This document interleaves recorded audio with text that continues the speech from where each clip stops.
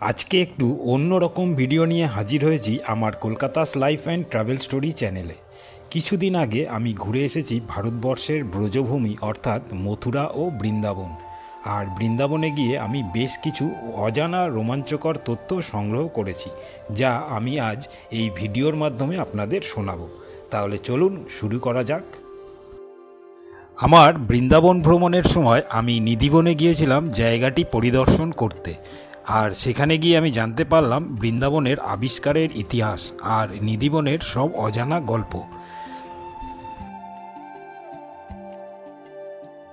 1515 সালে বাংলার শ্রী চৈতন্য মহাপ্রভু বৃন্দাবনের বিভিন্ন জায়গার খোঁজ পান ও পুনরাবিষ্কার করেন। তারই মধ্যে একটি জায়গা এই নিধিবন। বৃন্দাবনের অন্যতম প্রধান আকর্ষণ নিধিবন, যা কিনা তুলসীবন নামেও পরিচিত। আর আজও প্রতি রাতে নাকি এখানে শ্রীকৃষ্ণ ও রাধা রাসলীলা করেন। একদিকে বাংলার শ্রী চৈতন্য যেমন নিধিবনের খোঁজ করেন, তেমনি আরেকদিকে উত্তর ভারতের স্বামী হরিদাস, তিনি দীর্ঘ 12 বছর এই নিধিবনে কৃষ্ণ ভজন ও তপস্যা করেন আর লাভ করেন শ্রীকৃষ্ণ দর্শন। স্বামী হরিদাস ও শ্রীচৈতন্য কিন্তু দুজনেই মনীষী ছিলেন সমসাময়িক। আজকের এই নিধিবন ভারতের উত্তরপ্রদেশের বৃন্দাবনে অবস্থিত একটি অত্যন্ত পবিত্র এবং রহস্যময় স্থান। ভক্তদের বিশ্বাস অনুযায়ী শ্রীকৃষ্ণ ও রাধারানী যোগিনীদের নিয়ে প্রতি রাতে এই নিধিবনে রাসলীলা করেন।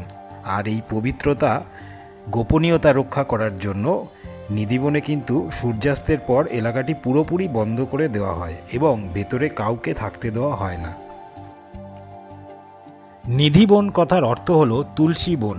এই বনটি প্রচুর তুলসী গাছ দ্বারা পরিবেষ্টিত। প্রায় 6,500 বছর আগে সমগ্র বৃন্দাবন মানে প্রায় 10 কিলোমিটার জুড়ে এরকম তুলসী বনে আবৃত ছিল। এই নিধিবনেই স্বামী হরিদাস প্রায় 12 বছর তপস্যা করেছিলেন।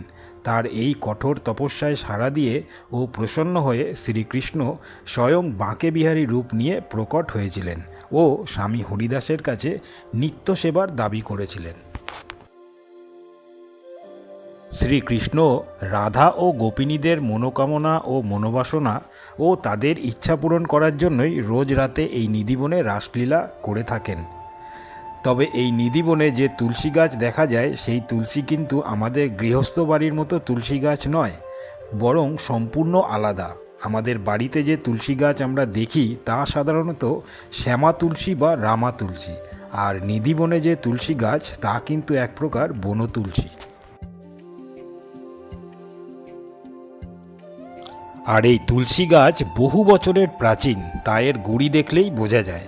গাছগুলো গোড়ার দিকে যেমন শুষ্ক রুষ্ক, তেমনি আগার দিকে বা উপরের দিকে পাতায় ভর্তি তাজা। তবে এর প্রত্যেক গাছের ডালপালা নিচের দিকে ঝুঁকে পড়া। তার কারণ হিসাবে বলা হয় এক একটা গাছ এক একটা যোগিনী, আর যোগিনীরা যেমন শ্রীকৃষ্ণকে ঝুঁকে সম্মান জানায়, তেমনি গাছগুলো ঝুঁকে পড়ে সেই সম্মান জানাচ্ছে। আবার দেখবেন একটা গাছ আরেকটা গাছের সাথে জড়িয়ে ধরে উপরে উপরে উঠছে, ঠিক যেন এক যোগিনী আরেক যোগিনীকে জড়িয়ে ধরে নৃত্য পরিবেশন করছে। বলা হয় শ্রীকৃষ্ণ যেমন আঁকাবাঁকা হয়ে দাঁড়িয়ে নৃত্য করে, এই গাছগুলোও নাকি তাই এরকম আঁকাবাঁকা হয়ে রয়েছে। কেমন চমৎকার না ব্যাপারটা!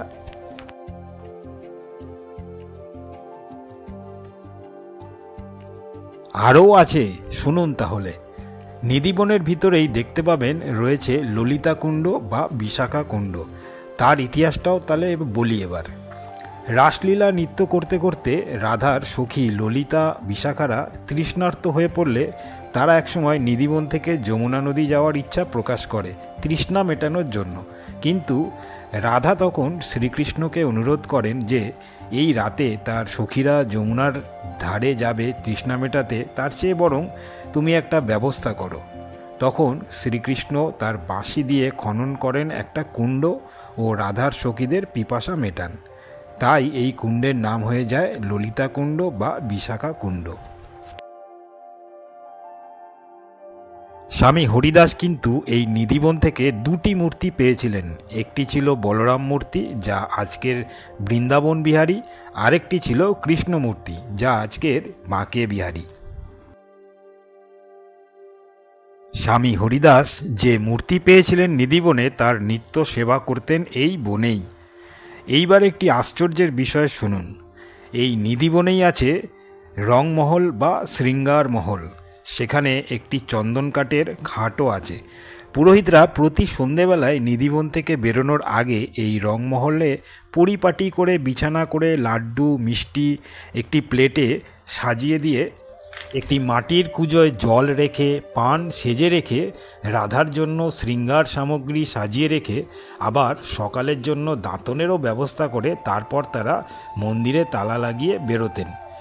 এই সবের কারণ রাতে রাসলীলা করে শ্রীকৃষ্ণ ও রাধা ক্লান্ত হয়ে এই রংমহলে বিশ্রাম করতেন, তাই জন্য এই ব্যবস্থা। ভাবছেন এতে আর আশ্চর্যের কি? তাহলে শুনুন, পরদিন সকালে যখন পুরোহিতরা মন্দিরের তালা খুলে রংমহলে প্রবেশ করেন মঙ্গল আরতি করার জন্য, তখন অদ্ভুতভাবে দেখেন যে পরিপাটি করে রাখা বিছানা অগোছালো হয়ে আছে, ঠিক যেন কেউ ব্যবহার করেছে।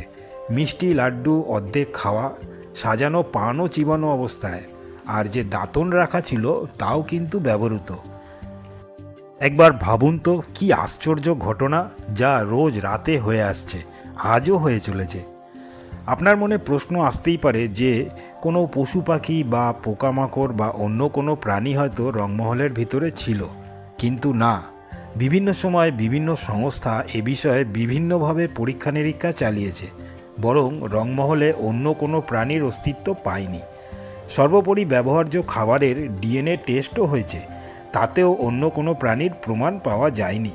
এই জন্যই তো নিধিবন রহস্যময়। বিভিন্ন সময় বিভিন্ন মানুষ কৌতূহল মেটানোর জন্য নিধিবনে রাতে প্রবেশ করেছিল, কিন্তু ফল হয়েছিল ভয়ঙ্কর। হয় তাকে পাগল হতে হয়েছিল অথবা তিনি মারা গিয়েছিল। যারা অতীতে এই দুঃসাহস দেখিয়ে মারা গিয়েছিলেন তাদের সমাধি আজও নিধিবনে গেলে দেখা যায়। এই নিধিবনের আশেপাশের যে সমস্ত বাসিন্দারা থাকেন তারাও কিন্তু রাত হলে তাদের জানালা বন্ধ করে দেন।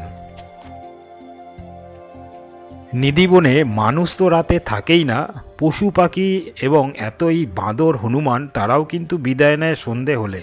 দেখবেন এত গাছ, অথচ তাতে কিন্তু নেই কোনো পাখির বাসা। নিধিবনে যে তুলসী গাছের পাতা পড়ে তাও কোনোভাবে ফেলে দেওয়া হয় না, বরং ভক্তদের প্রসাদের সঙ্গে তা বিলিয়ে দেওয়া হয়। নিধিবনেই রয়েছে বাঁশুরি চোর মন্দির। শ্রীকৃষ্ণ যেমন গোপিনীদের মাখন চুরি করে নিতেন, তেমনি যোগিনী বা গোপিনীরাও শ্রীকৃষ্ণের বাঁশুরি চুরি করে নিতেন। সেই কথা মাথায় রেখে এই বাঁশুরি চোর মন্দিরে দেখা যায় রাধারানীর বাঁশুরি মূর্তি। নিধিবনে রয়েছে গোপেশ্বর মহাদেব। ভগবান শিব গোপিনীর রূপ ধারণ করে এসেছিলেন গোপিনীদের দেখতে, কিন্তু শ্রীকৃষ্ণ গোপিনীদের মাঝে চিনে ফেলেছিলেন ভগবান শিবকে, তাই নাম দিয়েছিলেন গোপেশ্বর। আর নিধিবনে গেলে তাই দেখতে পাওয়া যাবে গোপেশ্বর মহাদেবকে। তো বন্ধুরা, নিধিবন সম্পর্কে রহস্যময় বেশ কিছু কথা জানালাম। আমি যতটুকু জানতে পেরেছি কেমন লাগলো কমেন্ট করে জানাবেন। ভালো লাগলে লাইক করতে ভুলবেন না।